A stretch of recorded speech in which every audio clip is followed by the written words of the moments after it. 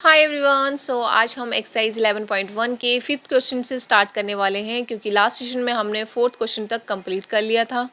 देखिए fifth question है, the teacher distributes 5 pencils per student, can you tell how many pencils are needed given the number of students. तो देखिए यहाँ पे teacher ने 5 pencil जो हैं वो पर स्टूडेंट में डिस्ट्रीब्यूट की हैं।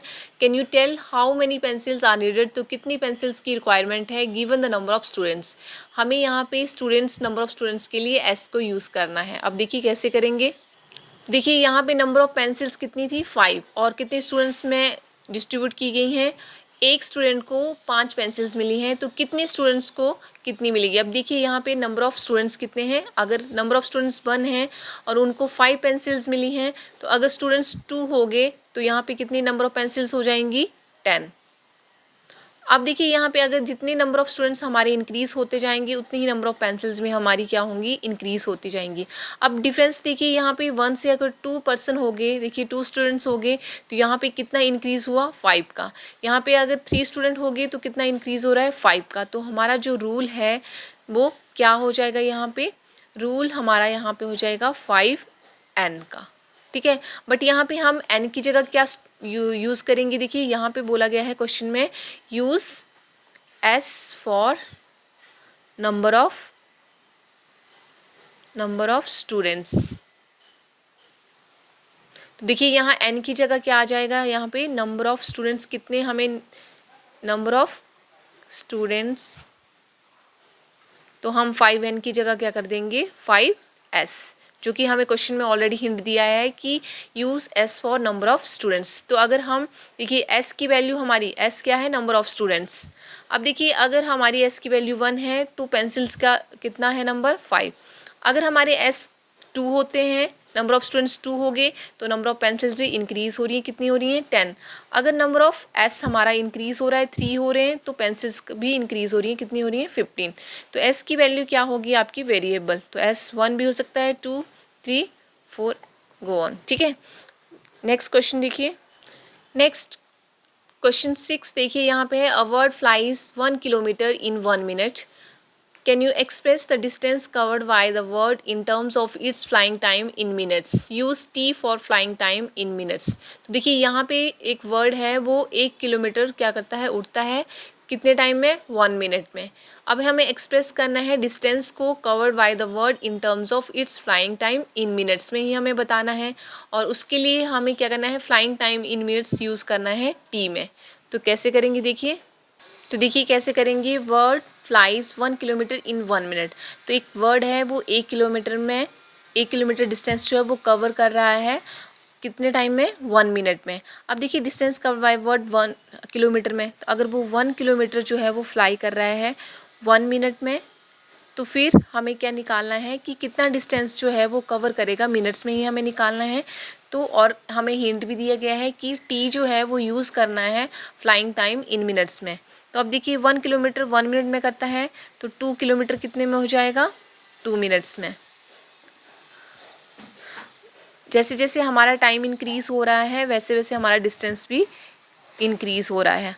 अब देखिए यहाँ पे जो रूल हो जाएगा, जो डिस्टेंस कवर होगा वर्ड के थ्रू मिनट्स में, वो क्या आ जाएगा देखिए, डिस्टेंस कवर्ड बाय वर्ड। तो देखिए यहाँ पे हम क्या लिख देंगे, टी किलोमीटर। तो हमें क्या निकालना है, डिस्टेंस दिखाना है वर्ड के थ्रू जो फ्लाई किया है वर्ड ने। ठीक है, तो वो आ गया आपका टी किलोमीटर। अब देखिए टी तो हमारा टाइम डिनोट हो गया, टाइम, और किलोमीटर हमारा डिस्टेंस आ गया। अब देखिए यहाँ 1 में 1 मिनट, 2 किलोमीटर में 2, तो एक एक करके वो इंक्रीज़ करा है। अब देखिए अगर हम टी की वैल्यू 1 लेंगे तो 1 मिनट आएगा। अगर हम 2 की वैल्यू जो है, सॉरी, अगर 2 किलोमीटर लेते हैं तो 2 मिनट्स में हो जाएगा, अगर 3 किलोमीटर लेते हैं तो 3 मिनट्स में हो जाएगा। वैसे ही अगर हम ये टी जो है वो हमारा क्या है, टाइम है, तो टाइम के अकॉर्डिंगली हमने डिस्टेंस देखना है। अब टी की वैल्यू क्या है, t equal to time of word for flying.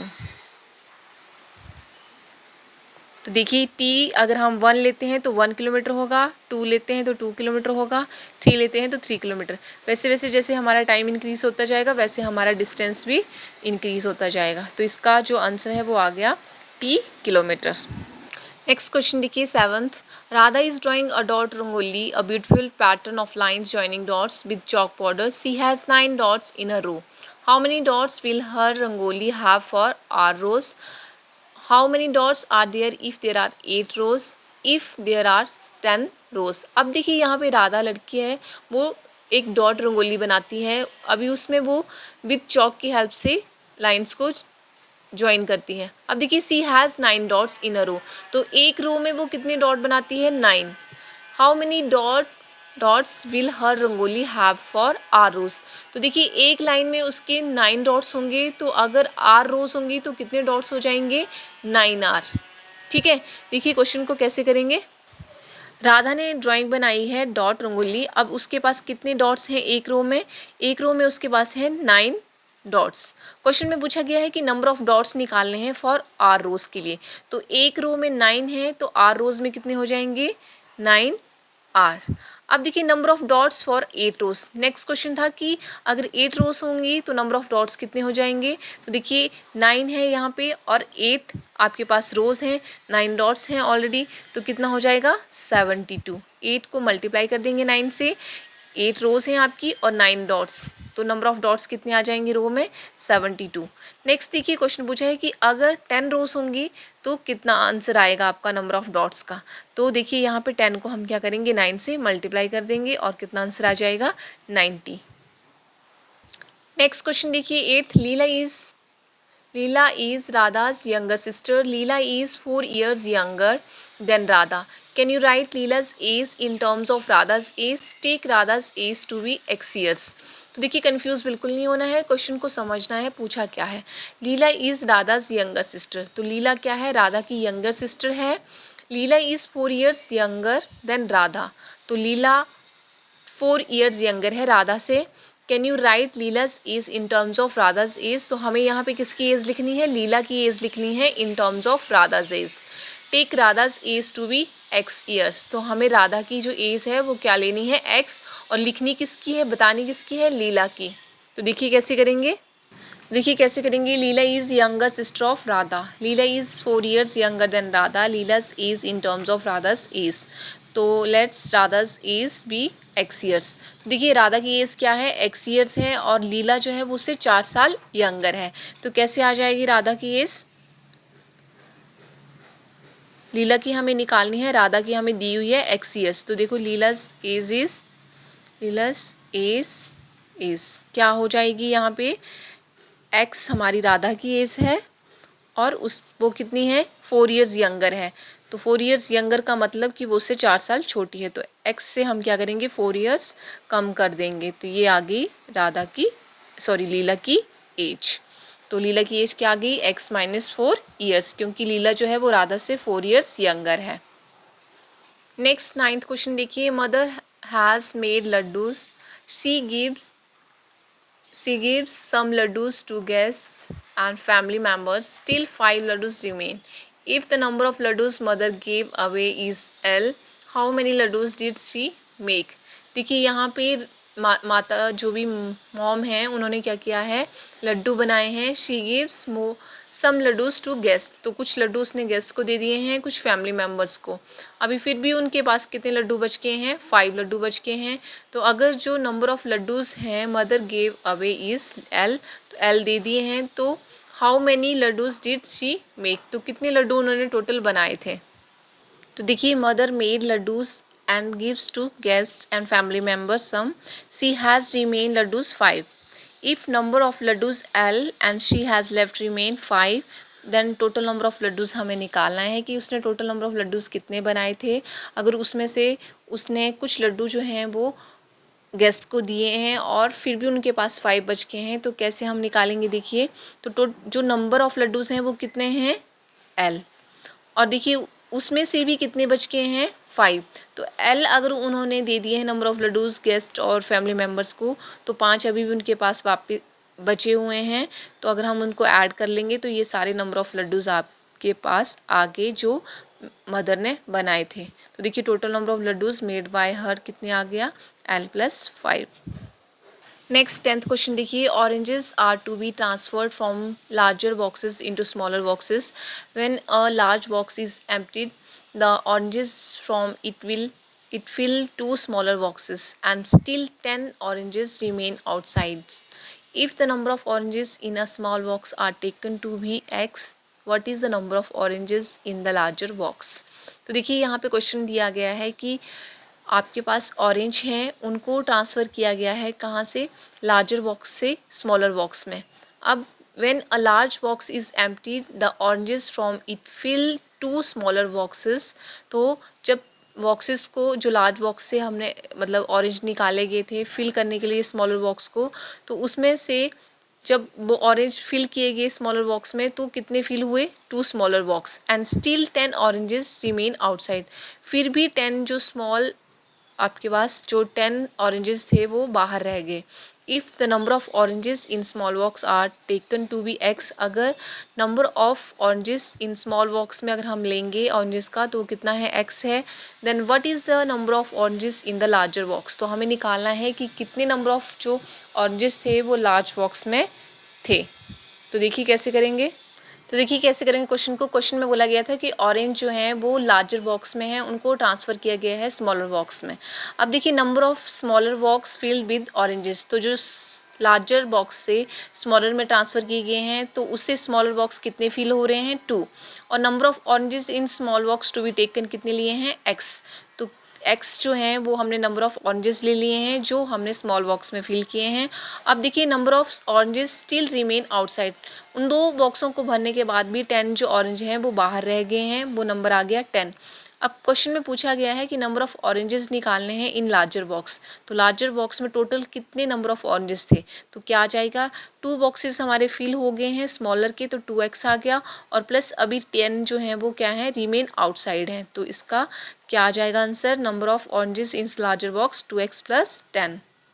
Next 11th question देखिए, look at the following matchstick patterns of squares, the squares are not separate, 2 neighboring squares have a common mastics, observe the pattern and find the rule that gives the number of mastics। तो यहाँ पे आप देख रहे हैं ये mastic से क्या पैटर्न बनाया हुआ है स्क्वायर का। तो एक स्क्वायर में कितनी मैस्टिक लगी हुई है, 1 2 3 4। अब देखिए यही पैटर्न जो है वो आगे आगे कंटिन्यू करके रखा हुआ है, यहाँ पे 2 बनाई हुई हैं, तो 2 में आप देख रहे हैं कि कितनी मैस्टिक लगी हुई हैं, 1 2 3 4 5 6 एंड 7। अब देखिए इसको सेपरेट नहीं किया गया है, इनको साथ में ही ज्वाइंट करके ही जो है शेप बनाई गई है।